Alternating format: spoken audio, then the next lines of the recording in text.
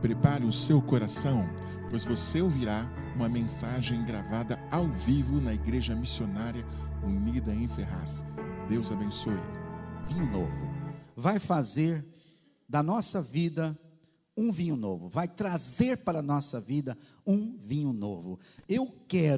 Eu preciso de vinho novo, até porque o vinho velho está acabando. Está acabando. Os tempos mudam, as coisas mudam, e o vinho velho vai ficando muito velho. Qual é o segredo de Deus? Renovar a colheita da videira. E quando existe essa transição do velho para o novo, sempre é marcado com acontecimentos desagradáveis. Sempre é marcado com acontecimentos, com situações desagradáveis, com problemas, com tribulações, sabe, com tempos de vale, com tempos de deserto. O próprio Senhor Jesus, né, quando ele veio trazer o Novo Testamento, a nova aliança, quando ele veio reformar a aliança de Deus com o mundo, com a humanidade, foi para ele um tempo de grande dor, de grande sofrimento. Ele tinha que remover aquela antiga aliança que vinha com os judeus, que estava ultrapassada, que tinha se tornado uma religião fria, sem alma, sem coração, sem amor. As pessoas faziam os rituais, as cerimônias, mas tinham, parece que, desentendido o propósito. Por que eu faço isso? Por que eu vou na casa de Deus? Por que eu sacrifico os animais? Por que eu dou o dízimo? As pessoas estavam fazendo mecanicamente, e Jesus queria desfazer esse conceito de buscar a Deus, de servir a Deus, de andar com Deus, de receber a palavra de Deus, a bênção de Deus. Jesus tinha que fazer essa mudança de conceito de religiosidade, e ele pagou caro por isso, né? Porque primeiro quem entregou ele para ser sacrificado foram exatamente aqueles que estavam na antiga aliança, e que não entenderam e não acreditaram que uma mudança era necessário. Sabe, irmãos, nós temos que abrir para o novo de Deus. Tem gente que não quer abrir para o novo de Deus, e se não abrir vai sofrer muito mais. Nós temos que nos preparar, que Deus quer mudanças, que Deus está trabalhando para trazer mudanças. Vinho novo, o vinho novo é melhor. Nós temos que acreditar que o vinho novo vai trazer novas oportunidades, novas experiências, amém? Como é que você sabe que o vinho é novo ou que o vinho é velho? Como é que é? Só tem um jeito, você tem que provar, tem jeito. Você vai olhar ali hoje vê no litro, antigamente era odre, né, odre de couro. Bom, você podia ver o odre de couro mais velho, né, porque Jesus disse que o odre de couro velho tem o vinho velho, até porque eles guardavam o vinho no odre. E o odre novo, vinho novo. Jesus diz que tem que ser assim: o vinho novo em odre novo, o vinho velho no odre velho. Você vê o odre velho, você sabe que o vinho é velho, provavelmente seja velho. Quando você vê o odre novo, é porque o vinho é novo. Nós até dizíamos que agora a nossa igreja já está assim, com o Antigo Testamento já estamos construindo um Novo Testamento ali, né, irmãos? Agora tem o Antigo e o Novo Testamento. Tem o odre velho e o odre novo. Nós vamos passar para o odre novo, e eu estou com expectativa que Deus vai trazer vinho novo. Eu preciso de vinho novo, você precisa de vinho novo. Está havendo mudanças nesse país, vai ter mudanças políticas até o final deste ano. Eu não creio que isso coincide, não, é Jesus incide, Ele está nessa situação, Ele está nessa história, Deus está escrevendo a história, Jesus está presente nessa história, e eu e você fazemos parte dessa história. Não temos como nos anular, não temos como nos esconder, não temos como fugir dessa realidade que estamos vivendo agora, hoje. Temos que estar preparados, esse é o segredo, temos que estar preparados. Quando o vinho novo chegar, você tem que beber o vinho novo. Vamos lá? João 2, 3 dias depois, houve um casamento em Caná da Galileia. achando-se ali a mãe de Jesus. Jesus também foi convidado com seus discípulos para o casamento. E tendo acabado o vinho, a mãe de Jesus lhe disse: eles não têm mais vinho. Mas Jesus lhe disse: mulher, que tenho eu contigo? Ainda não é chegada a minha hora. Então ela falou aos serventes, a serpente está repreendida aí. A serpente quer entrar até na hora da leitura do texto. Ô, serpente, está amarrado.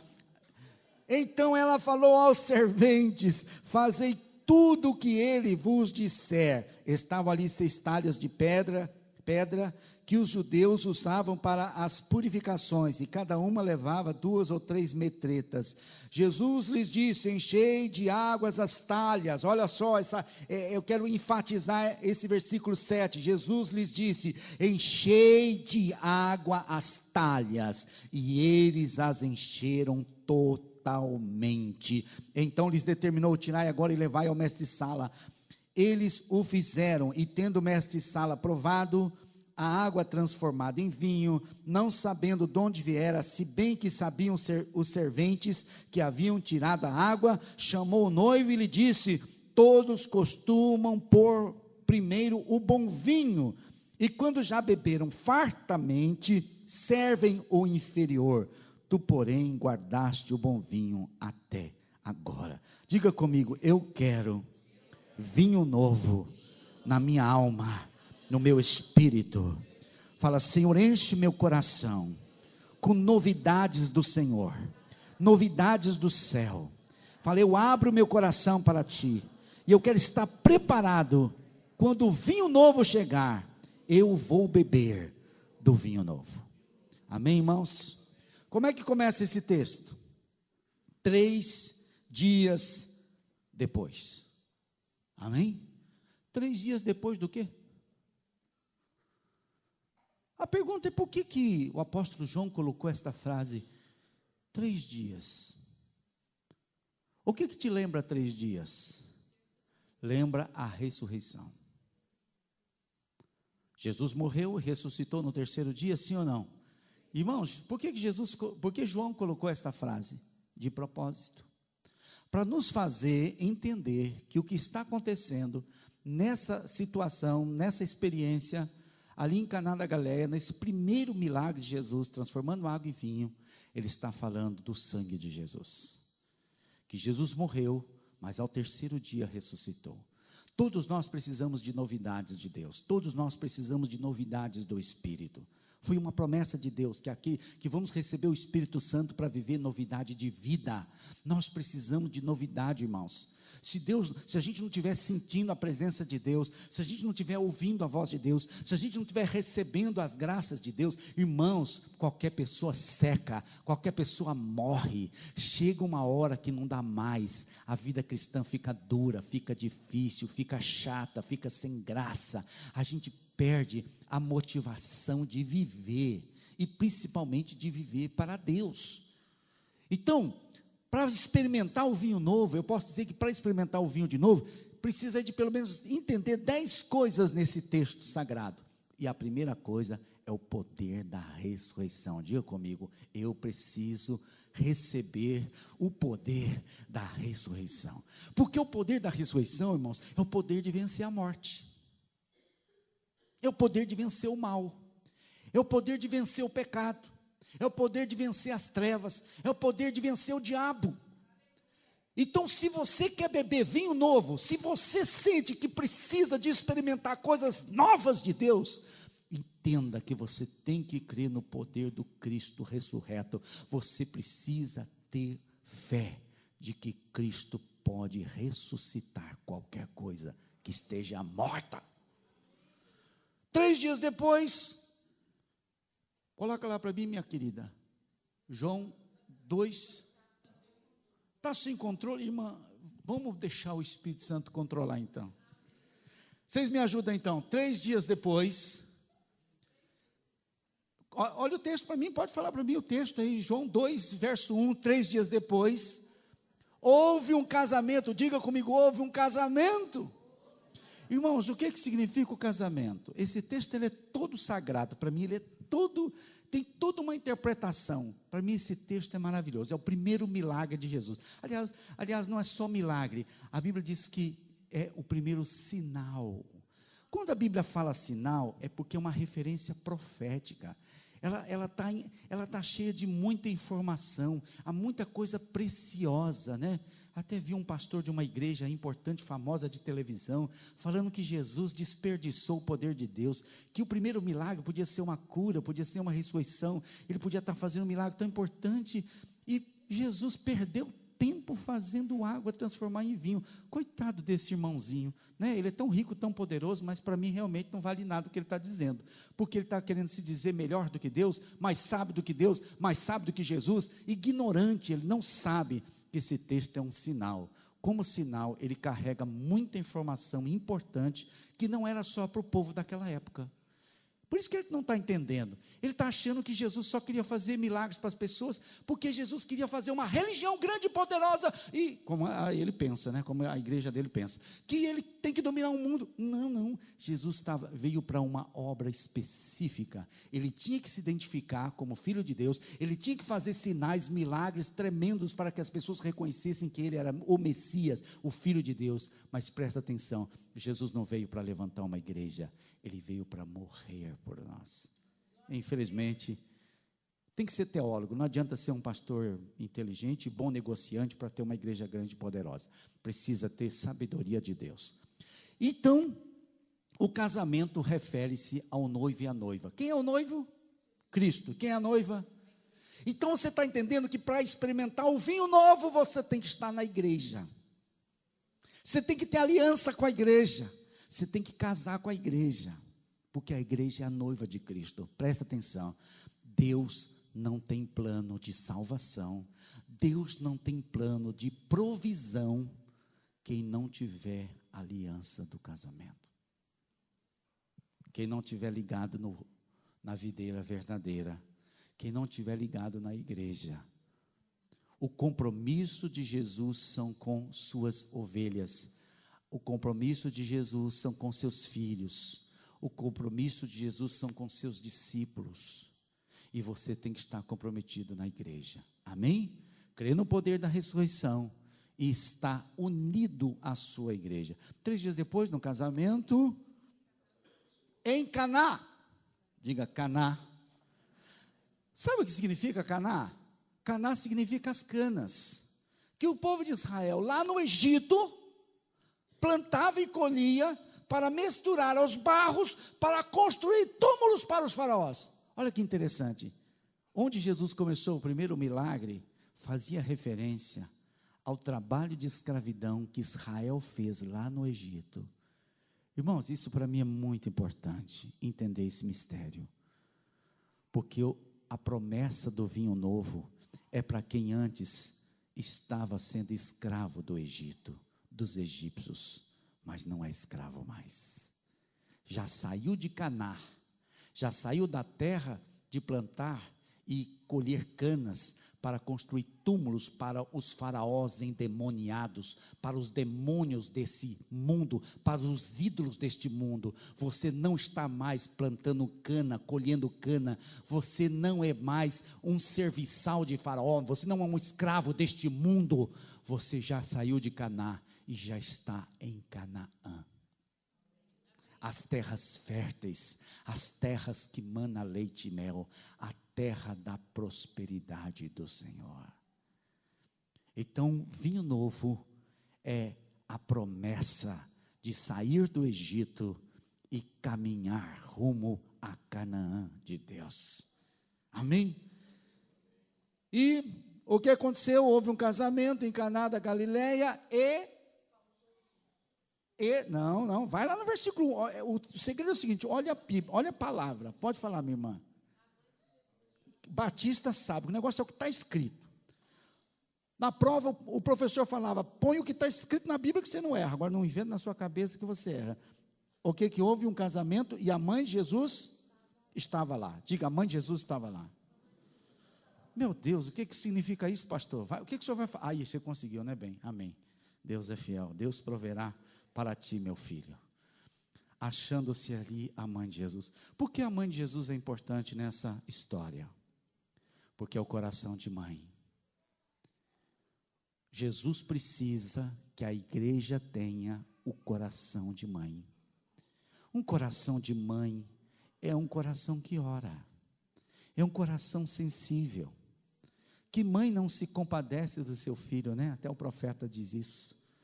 É um absurdo, né? É mais fácil que o pai não compadeça, mas a mãe, se a mãe não compadecer do filho, não é mãe, isso é um bicho, é um trem, não é?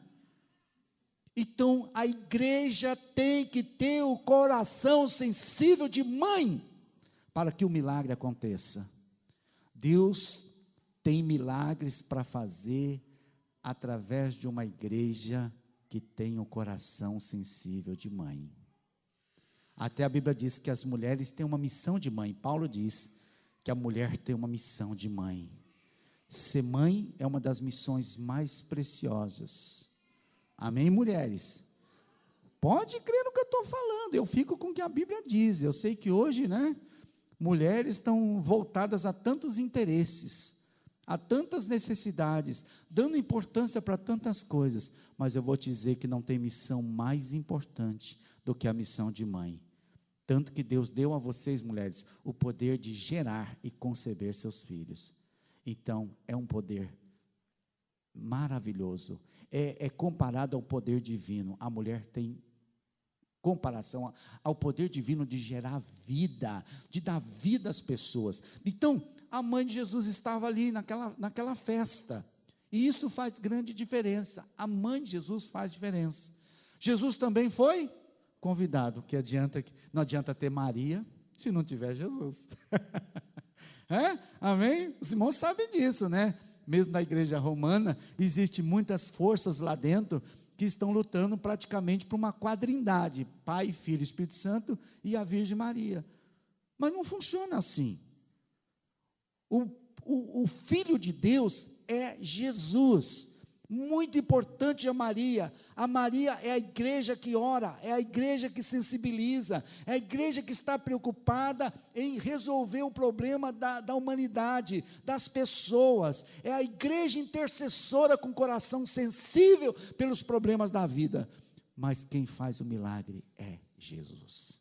Então Jesus tem que ser convidado. Jesus não vai entrar se não for convidado. Até o texto de Apocalipse, 3:20, que diz: eis que estou à porta e bato. Ele não arromba a porta, ele bate na porta, ele te chama. Se alguém ouvir a minha voz, quer dizer que ele não só bate, ele também fala. Se alguém ouvir minha voz, abrir a porta, entrarei em sua casa, cearei com ele, ele comigo. Então, nós temos que entender que Jesus tem que ser invocado, Jesus tem que ser adorado, Jesus tem que ser clamado. Você tem que fazer na sua oração, falar na sua oração, o nome de Jesus, e de maneira alguma tirar Jesus da sua vida. Por pior que você esteja vivendo, por pior que esteja a sua vida, sem Jesus não dá para viver. Jesus tem que estar sempre presente. Amém? Emanuel, Deus conosco, é o nome dele.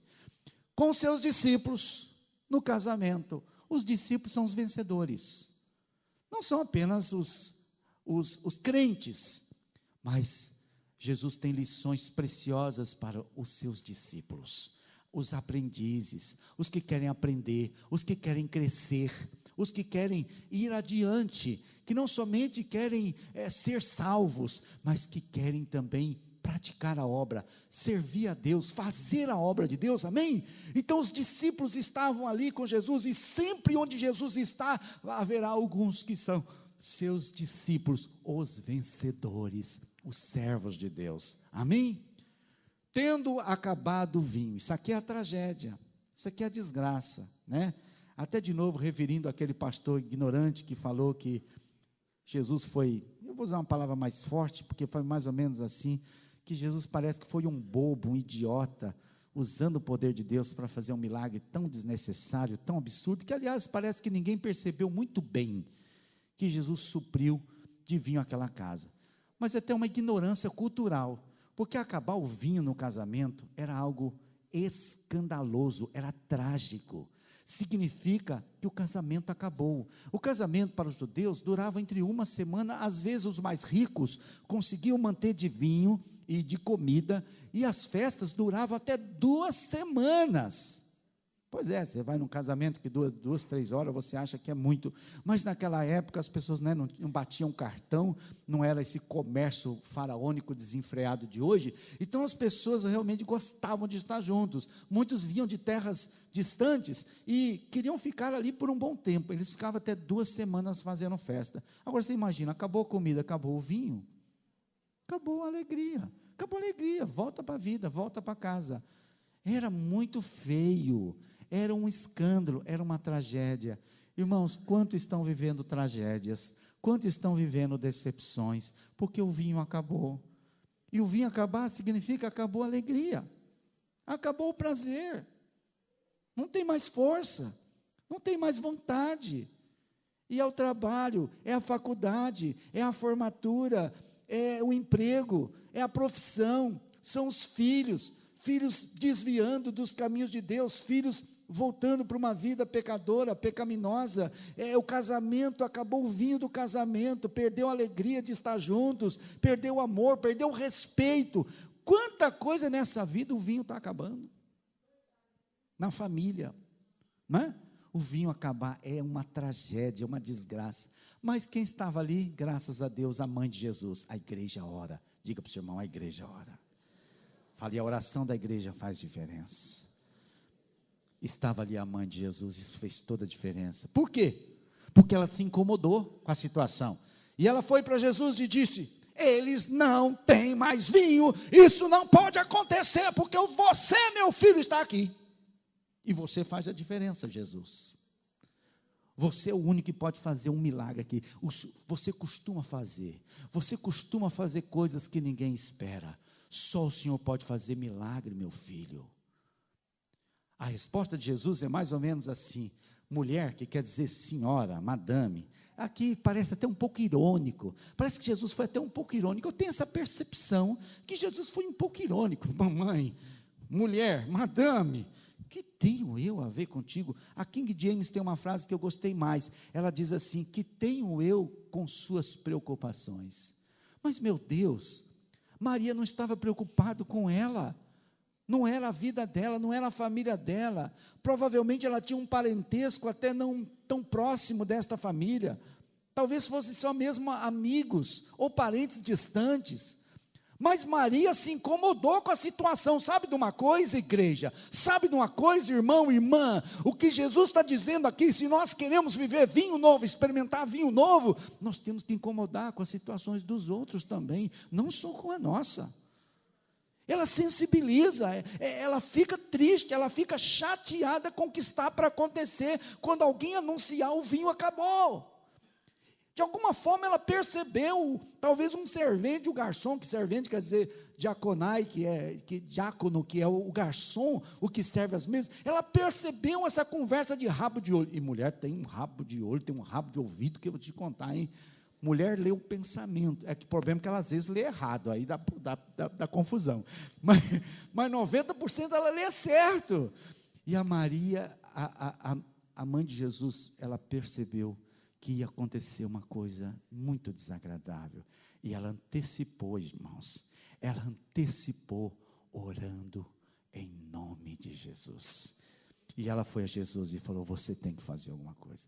E quando ele disse: mas mulher, não é para eu ainda manifestar o meu poder, não é ainda para eu me identificar com o Messias, mas sabe, irmãos, olha que impressionante, eu tenho aqui para mim, né, eu ouvi um pastor que ele falava muito isso, tenho para mim na Bíblia, que quando Maria falou isso, e Jesus respondeu, mais ou menos assim: acho que o Pai não quer ainda que eu faça nada, em seguida, dá a impressão que ele disse: entendi, Pai, é para fazer.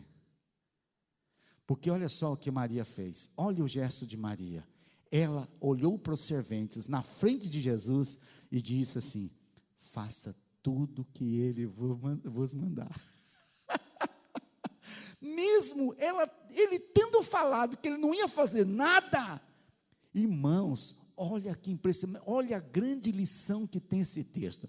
Eu diria para aquele pastor que critica esse texto de Jesus, eu diria que a grande lição aqui, muito mais importante do que curar um leproso, do que fazer um milagre assim de ressuscitar alguém, irmãos, olha a grande lição que Maria nos dá aqui. A grande lição de Maria é que você não pode se intimidar com o não de Jesus. Nem sempre o não de Deus significa não. O não de Deus agora pode ser o sim daqui um minuto. Porque senão é apenas uma prova, é apenas um teste. Jesus não disse não porque ele não ia fazer. Ele disse não para ver qual era a atitude da sua mãe.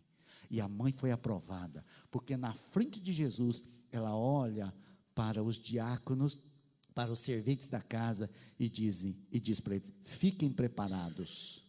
Quando ele der uma ordem, façam o que ele está mandando, porque vai dar certo, vai acontecer um milagre, vai acontecer alguma coisa. Irmãos, que lição preciosa. Não fique intimidado com o não de Jesus, como aquela ocasião daquela mulher que tinha uma criança, uma filha endemoniada, e ela correu para Jesus, e ela era cananita, ela era lá dos cananeus, ela não era israelita. Ela corre para Jesus e fala: Senhor, livra minha filha desse demônio, expulsa esse demônio da minha filha, cura minha filha, porque na época eles entendiam que também endemoniados eram pessoas doentes, às vezes até pessoas meio loucas, meio perturbadas, também era uma doença mental, e também era uma perturbação espiritual. Então por isso ela fala: Senhor, cura minha filha, ela está possuída por um demônio. E Jesus disse: como posso eu tirar o pão dos filhos e dar para os cachorrinhos? Jesus chamou aquela mulher de cachorrinho. Imagina uma irmã entrar aqui e pedir oração para o pastor, e eu falo: não vou orar por você não, você é uma cadela. Foi mais ou menos isso que Jesus fez. E como essa mulher reagiu? Ela se ofendeu, ela se feriu. Irmãos, olha o segredo: quando Deus te provar, não se fere, não se magoe, não fique chateado, respira fundo, não fique com raiva de Deus. É o teste, é o grande teste. A mulher disse: mas os cachorrinhos têm direito de comer as migalhas que caem das mesas do seu Senhor.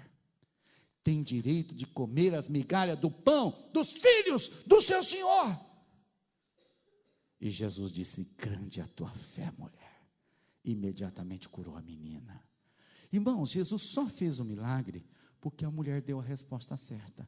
Qual resposta você está dando para Jesus? Você está sendo provado? Você está no teste?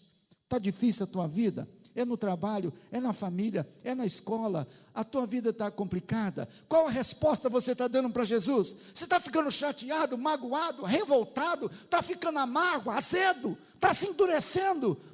Ou você vai continuar doce e dizer: Jesus, mas eu só tenho o Senhor, eu não tenho para onde ir, não tenho para onde recorrer, meu Deus. Os médicos falaram que não tem jeito para mim, as portas estão trancadas, por todo lugar que eu vou, as portas estão fechadas. Senhor, as pessoas estão ficando revoltadas, amargas, as pessoas estão revoltadas, estão desviando, estão se afastando, meus filhos, minha família está se destruindo. Senhor, para quem eu irei? Só tu tens palavra de vida, só tu tens vinho novo, só o Senhor pode mudar a minha história, só o Senhor pode mudar a minha situação, Deus. É essa resposta que Jesus espera ouvir de você, que você não está magoado, revoltado, chateado, que você não vai chutar o balde, chutar o cachorro e sair amargo, revoltado. Não, Ele quer ouvir aquela resposta doce: sim, Senhor, mas eu vou ficar aqui esperando, tá? Eu vou ficar aqui esperando, porque só o Senhor faz milagres. Então, Jesus olhou para os serventes, como que dando continuidade, né? Como que para honrar aquela oração da sua mãe, porque a sua mãe orou para ele, pediu uma intervenção dele, intercedeu por aquela família, por aquele casal, que ia passar uma grande vergonha naquele casamento, e ele deu continuidade e disse: enchei de águas as talhas. Eram talhas, alguns falam que tinham mais ou menos cada metreta fala entre 25 a 40 litros, então vamos dizer que cada talha tinha mais ou menos 100 litros de água. Era um tipo de um bacião que os judeus, na sexta-feira, se banhavam para passar o Shabá, o sábado, na presença de Deus. E eles se banhavam, essa coisa de se banhar no sábado, hoje é sábado, você tomou banho, né, essa brincadeira, mas isso até vem do judaísmo mesmo, porque na verdade eles se banhavam na sexta, antes das 18 horas, né, antes do sol se pôr, eles se banhavam para passar o sábado, a sexta-noite, o sábado até às 18 horas, buscando a Deus, orando, adorando no templo. Então, significa a purificação. Agora, olha que Jesus está dizendo, nós precisamos nos preparar para nos purificar, porque Ele vai fazer um milagre. Enchei as talhas de água, e eles encheram como? Totalmente. Diga comigo, encheram totalmente. Diga comigo, encheram totalmente. Mais uma vez, diga comigo, encheram totalmente. É interessante porque a água, ela tanto é símbolo da palavra de Deus, como ela é símbolo do Espírito Santo. Então, quem quer milagre tem que se encher do quê? Da palavra e do Espírito Santo. Diga comigo, da palavra e do Espírito Santo. Diga de novo, da palavra e do Espírito Santo. Você quer milagre? Você quer receber sinais de Deus? Você quer experimentar um vinho novo? Você quer entrar num tempo novo, num tempo de novidade com Deus? Você quer ver a provisão de Deus na sua vida? Amém? O que você tem que fazer? Encher seu coração, a talha do seu coração, de palavra, a palavra da fé, a promessa de Deus, e ficar cheio do Espírito Santo. Fica cheio da palavra de Deus, fica cheio do Espírito Santo. Foi assim. E quando acabou de encher, as 6 talhas, 600 litros, ou 700 litros de vinho. Eu não sei quantas pessoas foram convidadas, mas uma coisa eu sei, irmão, 700 litros de vinho, é muito vinho. É vinho ou não é, Hamilton? Você conhece? Vinho é bom, muito vinho, e é vinho bom. O vinho é tão bom que o mestre Sala provou do vinho, e ele ficou maravilhado. Talvez ele nunca tinha bebido um vinho tão bom como esse. Que ele correu para o noivo e disse: ei noivo, o que você fez? A tradição diz que você tem que servir o vinho novo no começo da festa, porque quando as pessoas chegaram ainda, não começaram a beber, o paladar está mais aguçado, então serve primeiro o vinho bom. Aí as pessoas vão bebendo, rindo, brincando, elas já não reparam mais na qualidade do vinho, pode servir um vinho inferior. E ele fala assim para o noivo: o que você fez? Uma coisa totalmente diferente, eu nunca vi isso. Você guardou o bom vinho para o fim, até agora, até essa hora da festa, talvez já estava 3, 4, 5 dias de festa, ou seja, o melhor vinho você tinha guardado. Você fez uma coisa realmente maravilhosa, espetacular. Você tem o melhor vinho, o vinho novo, você guardou para o final. Mas sabe, irmãos, o grande mistério dessa parte para mim do texto é que o vinho novo tem que ser provado. Você precisa provar. Deus não está querendo somente que você ouça, entenda, e depois fala: eu vi que o irmão lá recebeu um sinal, um milagre, uma provisão, uma bênção de Deus. Não. Para mim, a palavra de Deus nessa parte desse texto, a mensagem é essa: você tem que provar a provisão de Deus. Você tem que provar, é para provar, é para experimentar. E depois, como mestre Sala, que era o chefe ali dos servos, ele bebeu, viu que era bom, ele correu para compartilhar. Olha que mistério. Você prova o vinho novo e você compartilha. Você tem que ter disposição de compartilhar. Por isso que é importante ter as células, porque a célula é uma oportunidade de compartilhamento. E você tem que compartilhar as promessas de Deus. Você tem que compartilhar o que Deus está te falando, o que Deus está te mostrando. Porque quando você fala, quando você compartilha, você dá glória a Deus. Você traz a existência as coisas que estão ocultas. Então você tem que testemunhar, é uma forma até profética. Eu já li livros de homens de Deus, homens sérios de Deus, que eles tiveram direção de Deus para compartilhar que tinham recebido o que ainda não tinham recebido. Por exemplo, eles compartilharam que tinham sido curados, mas ainda estavam sentindo a dor, mas eles falavam, olha, Deus me curou, e eles não estavam 100% curados. O que Deus queria ensinar, que nós temos que falar pela fé, ou seja, eu estou confiando em Deus que Ele me curou, eu estou confiando em Deus que não vai faltar provisão, até aquele dia o dinheiro vai chegar para aquela conta que eu tenho que pagar, Deus vai fazer milagre, Deus vai abrir os céus, Deus vai mover situações, circunstâncias, da onde eu não sei, e o texto diz isso, ele diz, de onde veio este vinho? Os serventes sabiam de onde tinham vindo o vinho, porque eles encheram as talhas de água, não foi de vinho, foi de água, eles sabiam, mas o mestre Sala não sabia, e quando ele falou com o noivo também disse, eu não sei do que você está falando. Irmãos, que coisa linda, maravilhosa, porque de fato a gente tem que entender, que a gente não consegue entender, a gente não sabe explicar, não explica a Deus, e nem explica os milagres de Deus. Nós não vamos nem saber exatamente o dia, nem exatamente a hora. Nós só temos que crer, nós temos que orar, nós temos que pedir, nós temos que nos sensibilizar diante de Deus, nós temos que encher o nosso coração da palavra e do Espírito Santo. Em algum momento o milagre está acontecendo. Eu não vou ver, eu não vou saber, mas sabe, eu vou acordar e o vinho novo vai ser servido. O vinho novo estará pronto para eu experimentar e para eu compartilhar com outras pessoas. Jesus quer nos dar vinho novo, vida nova, experiência nova, um tempo novo. Então não desanima, não desiste, não fica aí com medo, não fica aí com dúvidas no seu coração, como Jesus falou, né, para alguns discípulos, não fique com dúvidas, honestos de coração, ou tardios em entender as coisas de Deus, não fiquem preocupados, confia. Eu acho que até quando Jesus disse para Maria, por que você está tão preocupada com essas coisas? É mais ou menos assim, eu vou fazer, mamãe, você acha que eu vou deixar você na mão? Vou deixar você na mão nesse momento, né? Esse casal, quando convidou você, talvez até eles convidaram Maria, porque eles queriam que Jesus viesse. Eles sabiam que já estava acontecendo alguns comentários, algumas coisas. Maria não é boba, Maria sabe que quantas vezes Jesus fez um sinal lá dentro de casa. Ai, acabou o óleo, acabou o azeite, acabou o trigo. E quantas vezes, filho, o trigo acabou. Ah, mamãe, não preocupa não, eu acho que tem lá no celeiro tem alguma coisa. Tem não, filho, eu fui lá, procurei, não achei nada.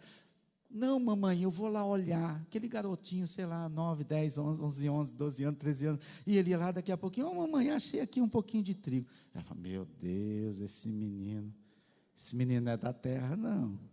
Esse menino é normal, não, né? Eu fico pensando assim, não sei se você pensa nessas coisas, né? Quantas vezes José veio lá, o nosso bezerro acabou de morrer, uma cobra picou a malhada, ela acabou de morrer. Jesus correu lá, e eles olham lá, Jesus, com a mãozinha no bezerro, e todo mundo, vamos ter que enterrar esse bezerro. E Jesus fala, não enterra não, papai, não enterra não, vamos esperar mais um pouquinho.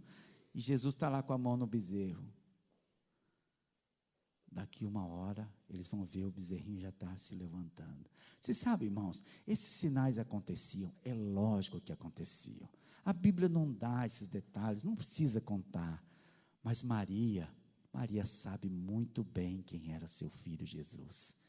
E ela sabia que ele não falhava com ela. Jesus não falhava com Maria, Jesus não falha com uma igreja sensível, Jesus não falha com uma igreja amorosa, Jesus não falha com uma igreja, com um crente que tem um coração que adora a Deus de verdade, irmãos. Jesus não falha, Jesus não vai falhar com você. Presta atenção, você não vai passar vergonha, você não vai sofrer. Deus nos deu o Espírito Consolador. Esse é o nome do Espírito Santo, Espírito da Consolação. consolação.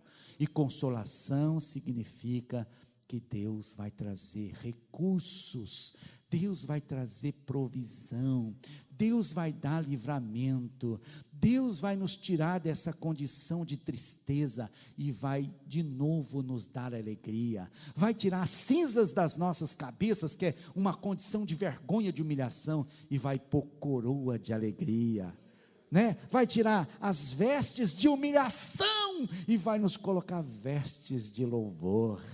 Amém? Essa é a promessa de Jesus. Ele vai fazer um grande milagre na minha vida, na sua vida. Amém? Glória a Deus. Para encerrar, a conclusão dessa palavra foi pensar exatamente no paralelo que existe entre o vinho e o sangue. Diga comigo, vinho e sangue. Irmãos, que paralelo interessante. A humanidade começa, em Gênesis capítulo 4, a história da humanidade começa com Abel fazendo um sacrifício de sangue, e Deus se agradou de Abel e da sua oferta. E Abel se tornou uma pessoa tão honrada, tão alegre, tão abençoada, e Caim encheu de ódio dele e de inveja dele. Mas veja que a humanidade começa, Deus começa a agir na vida de Abel, porque Abel faz um sacrifício de sangue, e vem um tempo de novidade na vida de Abel. Olha que impressionante. Quando Noé começa um novo mundo, depois do dilúvio, Noé sai da arca e faz um sacrifício de holocaustos ao Senhor. E Deus mostra o arco-íris no céu e promete, faz uma aliança com Noé, de que nunca mais destruiria o mundo com águas. Amém? Quando Abraão saiu de Ur dos Caldeus, procurando um lugar onde Deus iria mostrar aquela terra, a terra para Abraão, e fazer de Abraão uma grande nação, a Bíblia diz que Abraão atravessa Siquém, chegando próximo de Betel, debaixo dos carvalhais de Moré, ele faz uma oferta ao Senhor, ele constrói um altar e faz uma oferta ao Senhor, e o Espírito de Deus disse: esta é a terra em que eu te dei, a ti e a tua descendência. Deus fala com ele, começa o ministério dos patriarcas abraâmicos. Depois com Moisés, quando Deus chama Moisés para tirar o povo de Israel do Egito, e Moisés está diante do faraó do Egito, de todas as autoridades, de todos os príncipes do Egito, e Noé vem diante do Egito, e Noé fala que Deus vai tirar o povo dele da terra do Egito, e Faraó provoca a Deus. Então Noé faz o primeiro sinal, Moisés, ele toca com a vara no rio Nilo, e o rio Nilo se transforma em sangue. Sangue, porque era o juízo de Deus sobre o Egito, mas era um tempo de alegria, alegria da libertação da escravidão para o povo de Israel. Não é legal? E quando Josué, que Deus promete dar a Josué a terra, né, a Moisés e a Josué naquela ocasião ainda, os espias vão em Canaã, exatamente na terra, na cidade de Jericó, e trazem nos ombros 2 homens carregando o quê? Um cacho de uva. 2 homens carregando um cacho de uva. É da uva que faz o vinho. E eles até muito se alegram, né? Depois se entristecem com medo dos habitantes de Jericó, de Israel, e Deus fica triste, porque eles ficam com medo dos inimigos, e não querem lutar, não querem ir à guerra. Mas, olha só, o cacho de uva com que se faz o vinho, a promessa, Deus estava dizendo: a terra que eu vos dou é uma terra boa, que mana leite e mel, que vocês vão ter de tudo com fartura. E o cacho de uva é o símbolo de um novo tempo, quando eles iam conquistar a terra prometida, a terra de Canaã. Acabou? Não.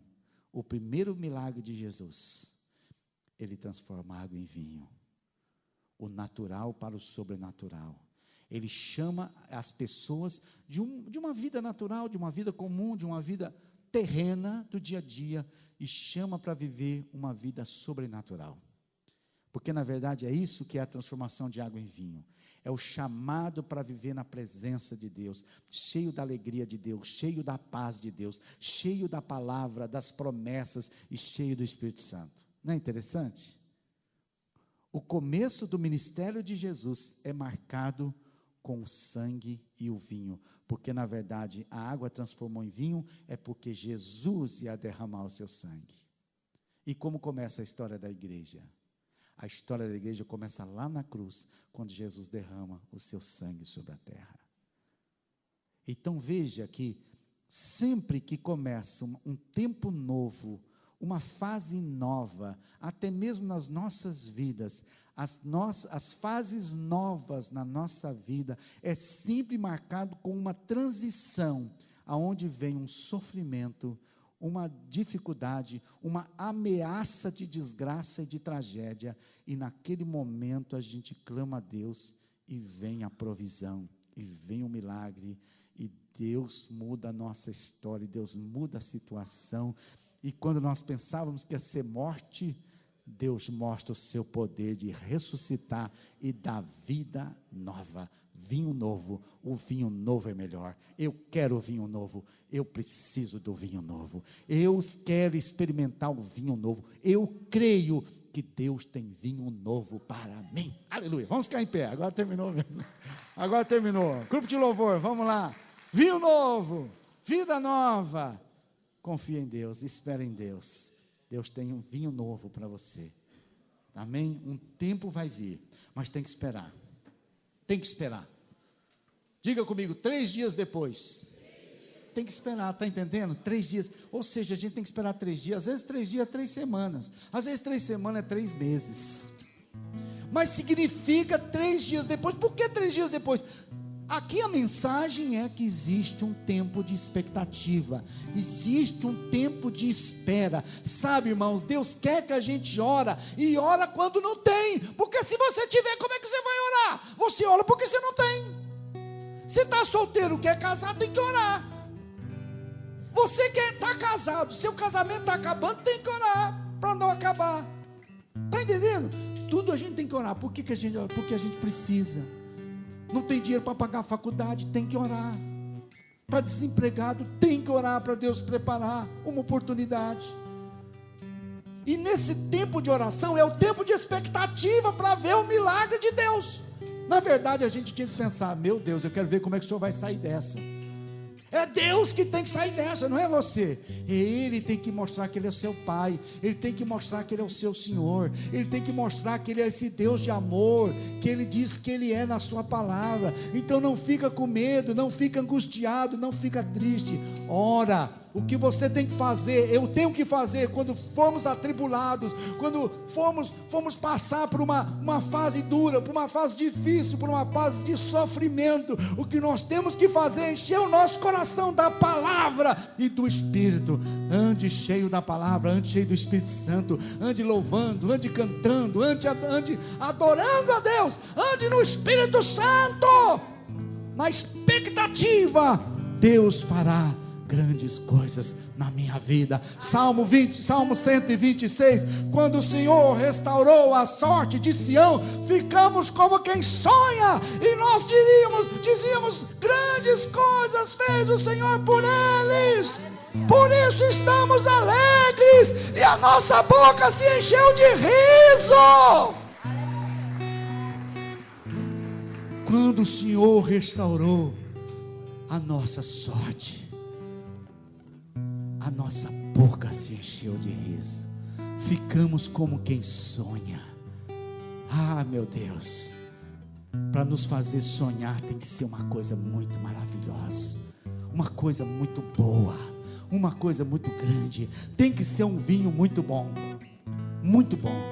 mas Deus tem o seu jeito, Deus tem as suas maneiras, Deus tem o seu tempo. Deus vai trazer vinho novo para mim, Deus vai trazer vinho novo para você. Aquele que sai andando e chorando enquanto semeia, assim diz o Senhor, voltará alegre, trazendo os seus feixes, em nome de Jesus. Ora, clama, anda com Deus, lê a palavra, enche seu coração do Espírito Santo, semeia, ainda que chorando, semeia, porque um dia você voltará alegre, com suas mãos cheias das promessas, das bênçãos de Deus, alegre, louvando a Deus pela grande vitória. Vem à frente, você que precisa de oração, vem aqui, eu quero orar por você, você que tem